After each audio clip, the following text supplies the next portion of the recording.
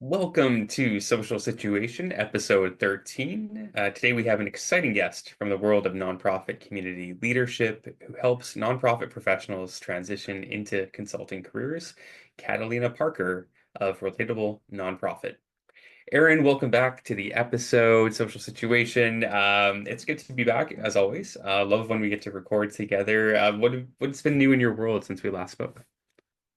Hey Trevor, great to see you as always. I'm always excited for our recording days.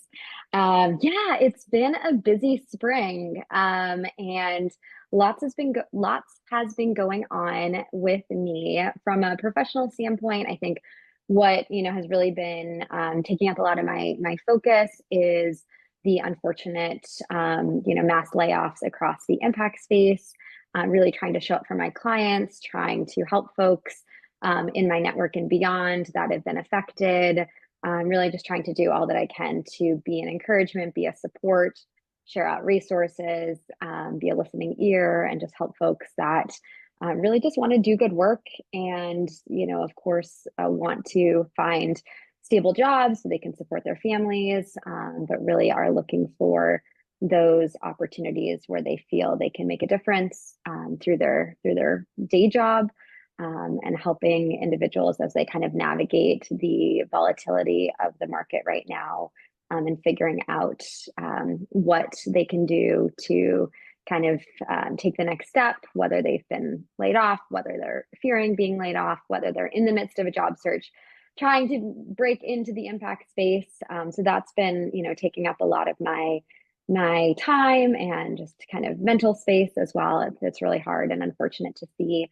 On the personal side, I've been taking out some time for me. I know we talk a lot about self care on this podcast. I know we talk to a lot of our guests about it. I may have mentioned this to you before, but I've been playing tennis again. I played all throughout high school and as a kid, and it's been so fun to get back to that. I've been doing Pilates as well. So just carving out time to do something that is relaxing, that's fun, that's good for my body, that's good for my mental capacity. I don't know about you, but I feel like when I'm doing those hobbies or, doing something athletic, I feel like I'm in kind of the state of flow and I can totally focus on what I'm doing and there aren't any distractions. There's nothing else going through my mind. So I think, as always, we talk about how important it is to take out time for self-care. So yeah, that's what's been going on here. But how about you, Trevor? What's been going on your side? Yeah, the economic situation is challenging for so many people. The layoffs, yeah, are across the board. I think there's a lot of economic uncertainty for people who even have jobs right now, given the volatility of the markets. It's a huge challenge. So, yeah, good for you for helping people navigate through that in your work. If you're listening to this call, give Erin a call if you're struggling with that issue, because yeah, it's definitely yeah, you're definitely not alone. It's across the board. I think, you know, hopefully we can get back to some kind of normal again soon, and the world can get back to trading and all the things we need to do to make this economy work. But yeah, in the meantime, I totally feel you. It's a big challenge, and yeah, certainly, yeah, lots going on my side. I mean, we just had an election in Canada on Monday, so lots of discussion around that and what's been happening there. But yeah, pretty clear outcome, and kind of see what's ahead there. Just 2 days before the election, here in Vancouver, we had a pretty violent attack at the Lapu Lapu Days Festival, hosted by our Filipino community here in Vancouver. One of the worst attacks ever in Vancouver history, with yeah, somebody violently driving into the crowd. And I was really sad to see all that. Of course, the community is amazing and resilient and came together, hosting, a vigil, just the day after the attack, and working with government and policing services and others to figure out how to keep things secure for the future, which is really unfortunate that we have to think about how we keep people safe at events that should be celebrations. But yeah, I mean, I think there's, the good coming out of that is just to show the strength of the community in terms of being able to support each other in the aftermath of this. And I think we saw support from across the board of how we can make these things, better for people in the future. Otherwise, I mean, the good news in terms of my personal life, we've been having, great weather, almost California-esque, Aaron, but not quite, but pretty good for us up north here. And then we've just been, yeah, connecting with old friends recently. Some people I haven't spoken with in like years. I've just been reaching out to and saying hello to, and it's been really nice to just sort of pick up with people. And yeah, that's been kind of the fun in my life lately. I love that. I feel like, I don't know about you, Trevor, but during, the COVID years, I remember everyone was reconnecting with old friends. We were home, we didn't have too much going on. And I love that you're continuing that. It's so important, time is of the essence. We only have now and to reconnect with folks. I'm sure all the people in your life that you're reaching out to really appreciate hearing from you. So that's awesome. And yeah, I was so, so sorry to hear about that tragic event that occurred in Vancouver. It's just awful, especially at a space where you are celebrating, with your community, and it should be a time of joy and togetherness. We talk obviously a lot about community here, and that was just such a beautiful event that ended in such a tragedy. But I'm really glad to hear that. The Vancouver community is coming together to support those affected and to put into place measures to hopefully prevent anything like this in the future. So, yeah, just hopefully better times ahead. So, anyway, Trevor, I'm so glad to be back for our episode today. We're going to take a quick break and we'll be back for our interview with Catalina Parker of Relatable Nonprofit. Looking to make an impact but not sure where to start? Elevate Social Impact, a purpose-driven consulting and coaching practice, helps companies develop their CSR strategies and embed a culture of giving back into their brand. And they guide individuals looking for fulfilling careers in social impact. Whether you're wanting to grow your company's give back efforts or find values alignment and make a greater difference through your work, Elevate Social Impact is excited to equip you with the knowledge, resources, and tools that you need to get started. Check out elevatesocialimpact.com today to learn more. Welcome to Social Situation. We are thrilled to have Catalina Parker, co-founder of Relatable Nonprofit, join us today. Relatable Nonprofit helps nonprofit professionals launch consulting careers. Catalina, together with her business partner, Julia Devine, created Relatable Nonprofit to mentor others to transition into consulting, offering them the freedom and flexibility to do meaningful work on their own terms. Catalina, welcome, and thank you so much for joining us. Oh, thanks for having me. Excited to be here. Thank you. We are going to jump right in. I'd love if you could share with our audience about your impact origin story. How did you get started in this space? Yeah, I got into nonprofit work right out of college. I started as a receptionist slash office assistant and worked my way up to a director level role by I think I was 24 or so, and then was recruited to work for a private foundation, a $500 million, a very large foundation, and was there for 5 years. It was awesome. Like that was my dream job, giving away money. Trevor, you can relate. And then I had my daughter and realized, work is not everything and it didn't really fit into my life anymore. So just kind of reevaluated and decided to start consulting with Julia Devine. She was my intern actually at a nonprofit job. And yeah, we started the business, didn't know what we were doing, just jumped into it, learned along the way. And about 3 years into the business, we started realizing that, a lot of people were kind of feeling the same way as us, nonprofit pros who are burned out, or they just wanted a different way to hone in their skills on their terms. And that's when we decided to launch our mentorship program to help nonprofit consultants grow their businesses. And we've been doing that for a little over a year at this point and have helped 50 people or so through that. And yeah, that's the story. That's Fantastic. Well, fantastic. Catalina, it's so nice to have you here on the podcast today.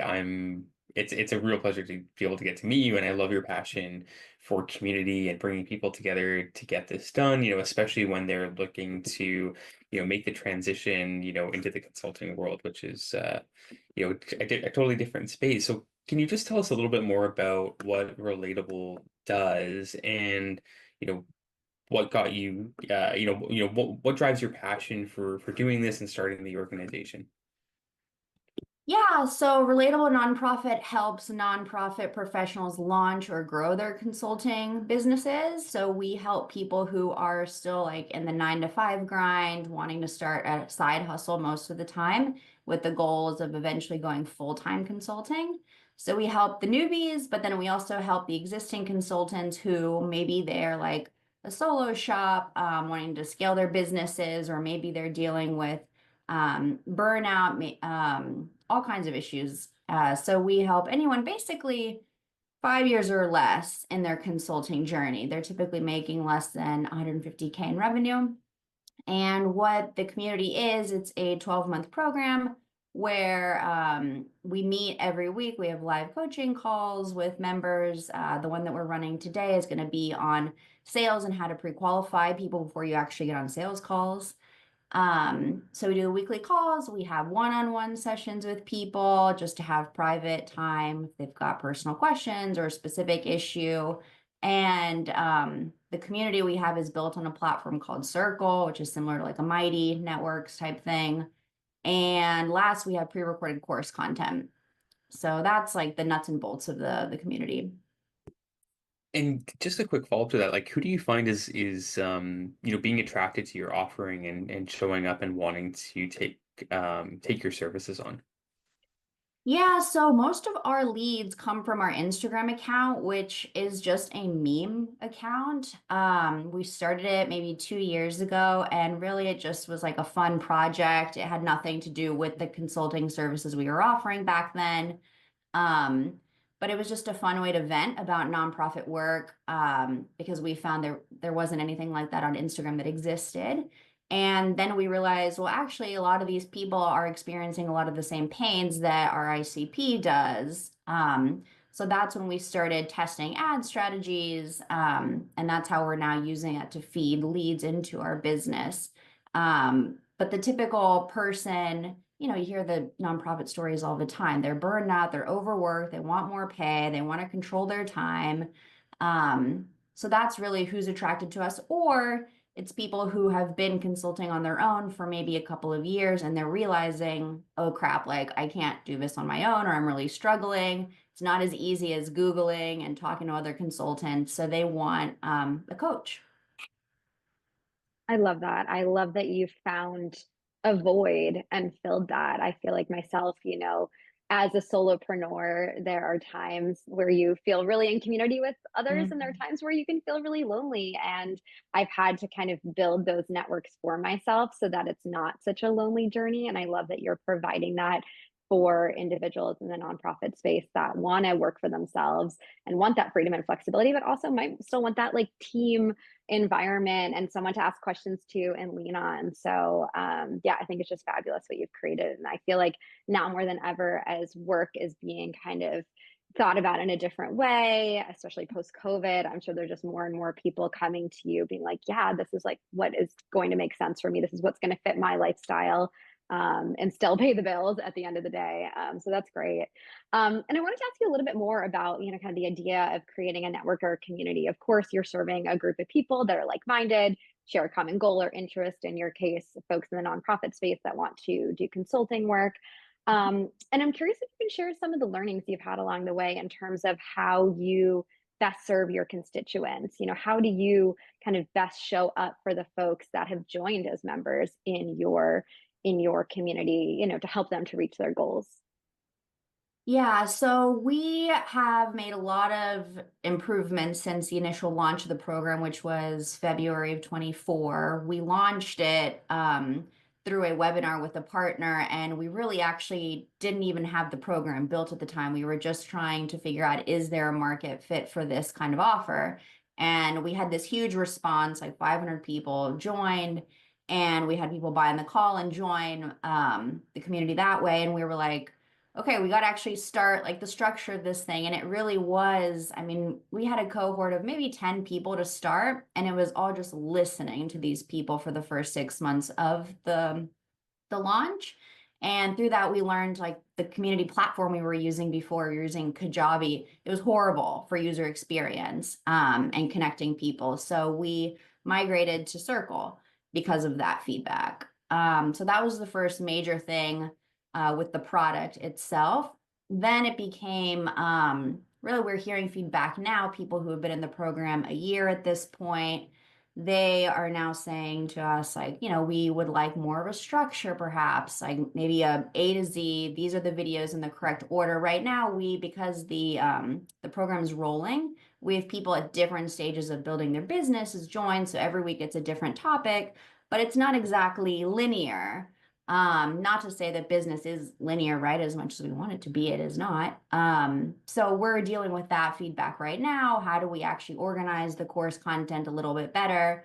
So that's what we're playing with right now.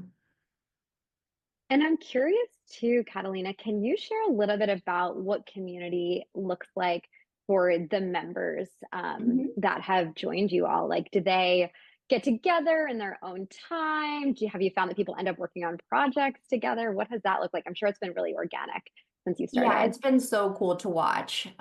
So the first step whenever people join is I do a warm intro to two other members. So they immediately have a buddy or a friend, and I connect them based on mutual interests, or maybe they have complementary specialties.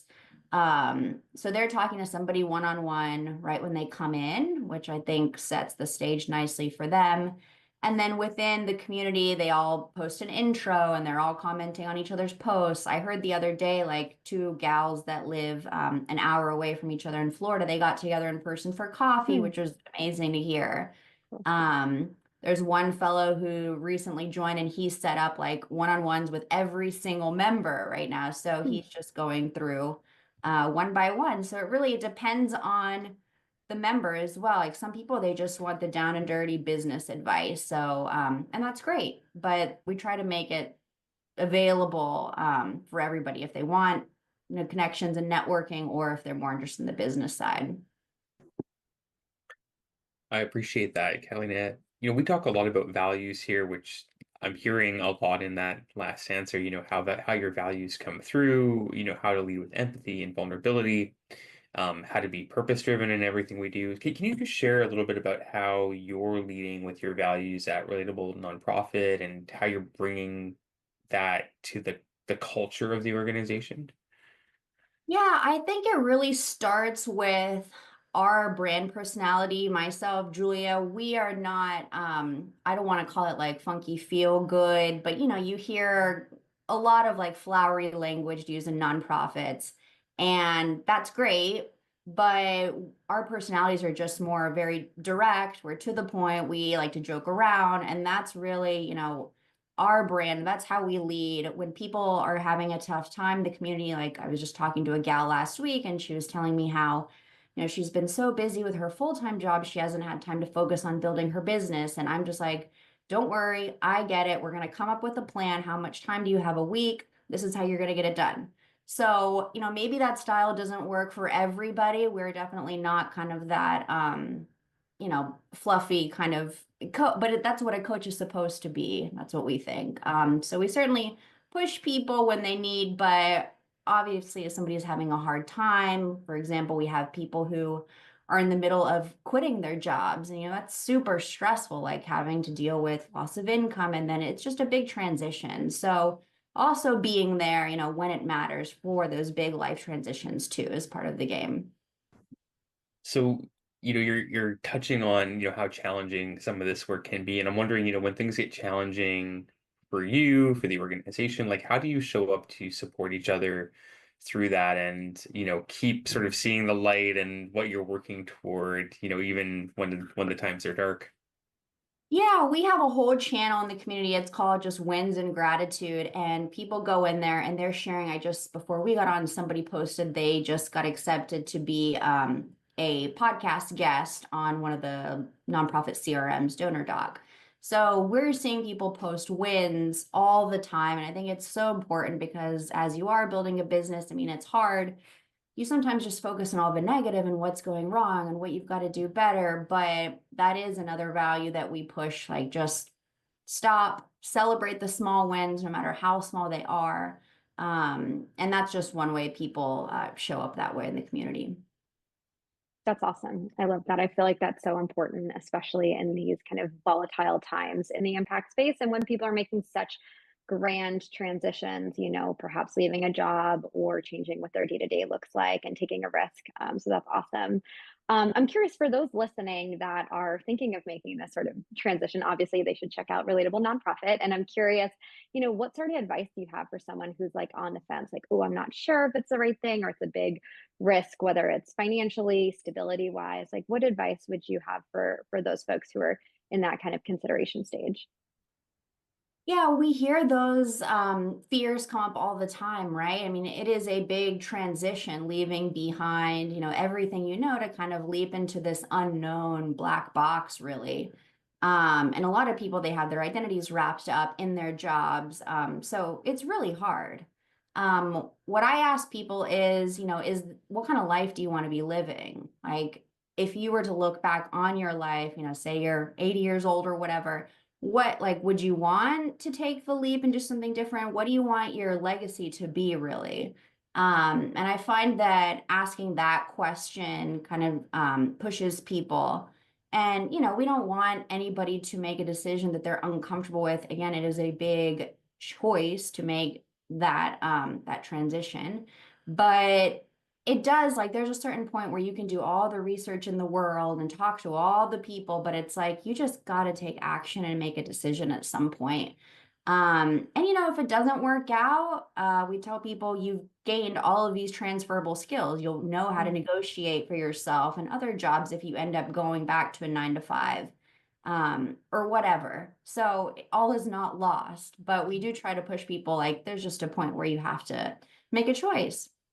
Yeah, I love that. I feel like, life is all about taking risks and we don't know what's going to happen, so why not try it? And like you said, if it doesn't work out, at least you've gained some new skills and I'm sure connections and community and all of that. And I think it's really, interesting and wonderful that you yourself and Julia as well have both been through this, right? You're not just starting this community and encouraging people to go into consulting after working in a nonprofit. Like you yourselves did that, so you can speak from experience and really be transparent and honest with folks about like the easy parts and the harder parts and everything in between. And obviously it sounds like you're so passionate about your work. I'm so glad that you've found something that fits your lifestyle and your passions. And I'm curious, what has been the most rewarding part about starting Relatable Nonprofit, thinking back on your journey from when you founded the organization to now? Oh, just the members, hand down. I mean, just the members. They're incredible people. They've got huge hearts. They want to serve. And it's just beautiful. Like, when I see them post in that wins and gratitude channel, I'm just like, oh my gosh, like, I can't believe, like, we helped you do that. So it's incredibly rewarding to see what they do. And, eventually they'll fly on their own and do their own thing, which is just, it's just super rewarding. That's awesome. Love to hear Well, that. before we finish up today, just one last question for you here, and we love to ask this of all of our guests that come on the show, and it's about legacy. So I wanted to ask, what is the legacy that you hope Relatable Nonprofit leaves in collaborative giving, movement space that we're in around impact and helping people transform into their careers? And then how does that translate into the legacy that you yourself want to leave personally?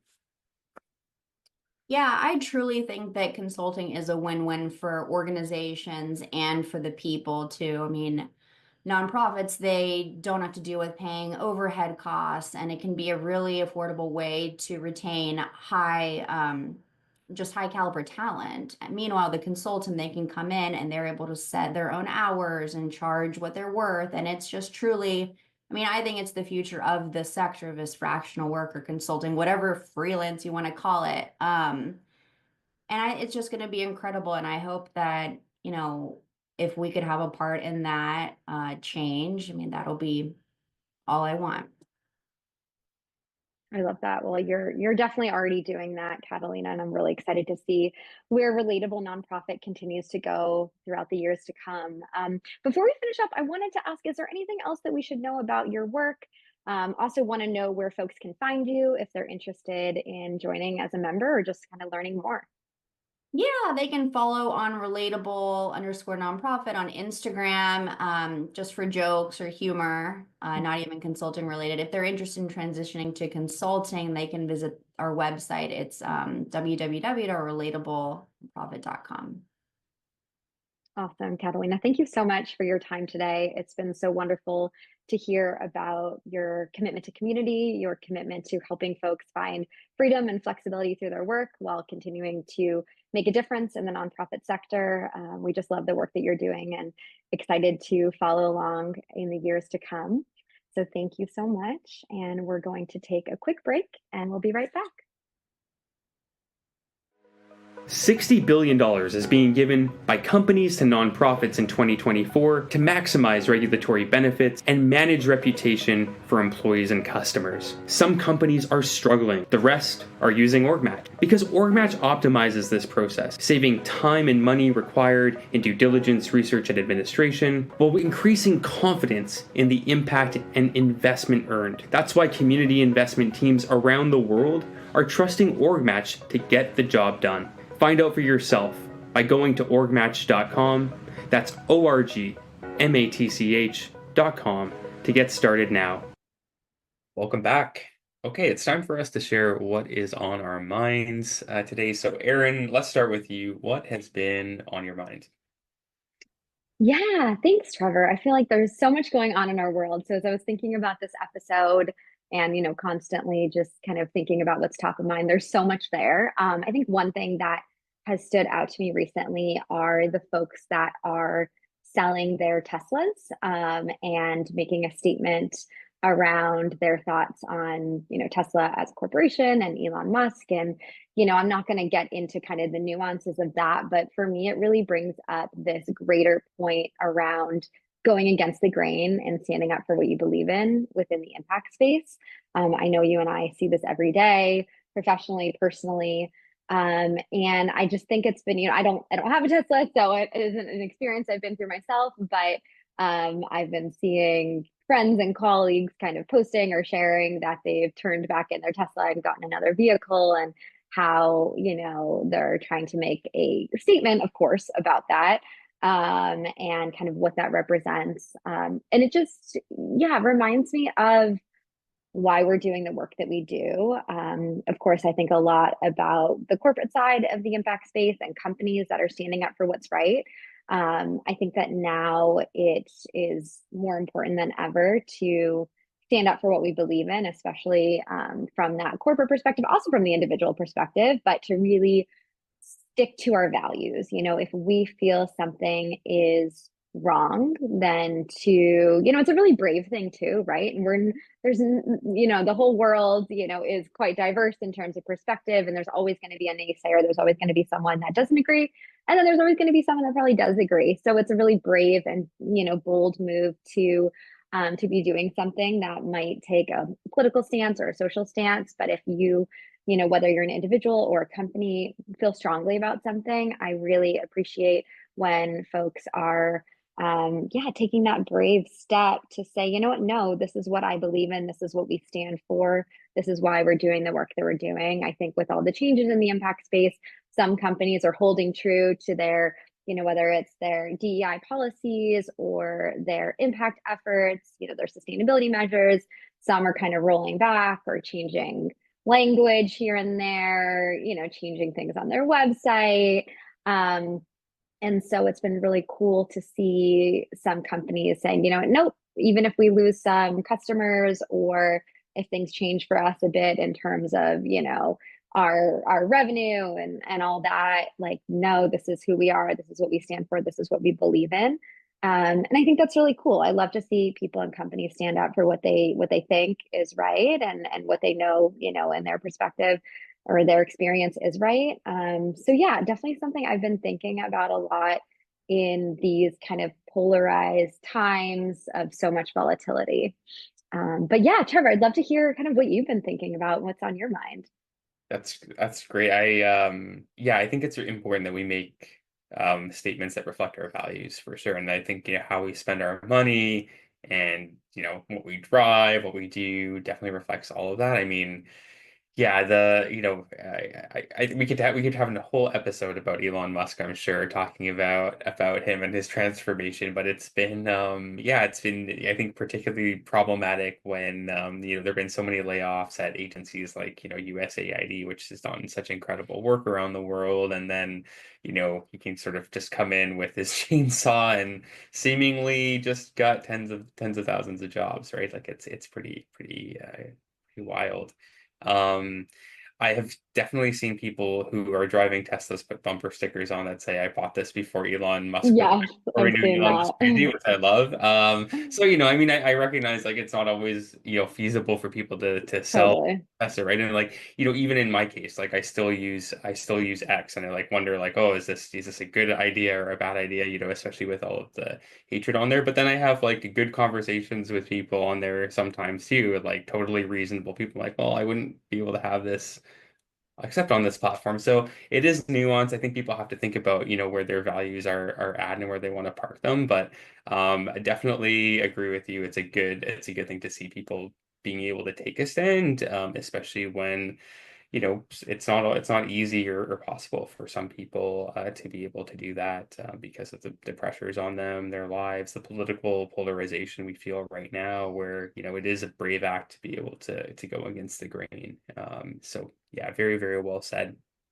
Um, What's been on my mind? Well, I've talked about reconnecting with old friends. So I've been doing that at a lot of different coffee shops around town. So I've been just exploring just the value that coffee shops have for, connecting with people and just having like, you know, third spaces that you can convene with people at, whether that's at a park or at a plaza. But, coffee shops are such great places to be able to have, dialogues and conversations and meet new people and kind of experience the atmosphere of being in community, like we talk Mm. about a lot. So I'm just giving a shout out to the neighborhood coffee shops. Go and find yours and go explore ones that you haven't tried before because you never know who you'll meet.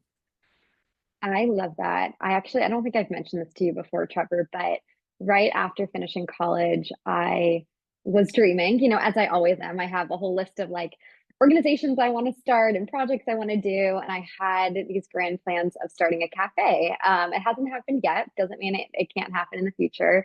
But yeah, I love that. I feel like, especially at that point in my life when I was in a new city and trying to build community, coffee shops were such a great place to come and connect and feel part of something greater than yourself. And it was a kind of great equalizer. There are all sorts of folks there to meet from different backgrounds and walks of life. So I think that's so cool that you've been supporting local independent businesses and reconnecting with friends, and I'm sure making new ones along the way. That's awesome.